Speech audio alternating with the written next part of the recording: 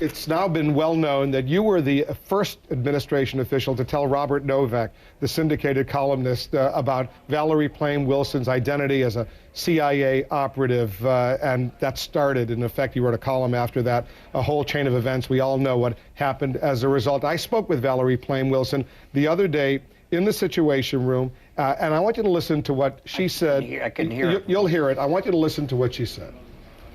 Mr. Armitage did a very foolish thing. He's been around Washington for decades. He should know better. He's a senior government official.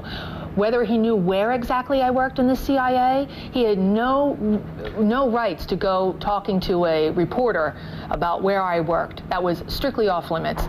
Now, those are strong words from Valerie Plame Wilson. They're not words in which I disagree.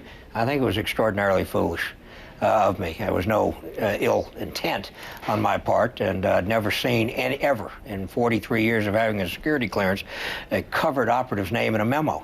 The only reason I knew a Mrs. Wilson, not Mrs. Plame, worked at the agency was because I saw it in a memo. But I don't disagree with the words in large measure. Normally in memos they don't name covert operatives? I've never seen one named. And so you assumed she was, what, just an analyst over at the CIA? Not only assumed it, that's what the message said.